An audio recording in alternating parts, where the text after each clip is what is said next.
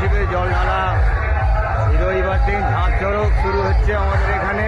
মোটামুটি 3 দিনের একটা মেলা থাকবে। দেখুন সব জলযাত্রী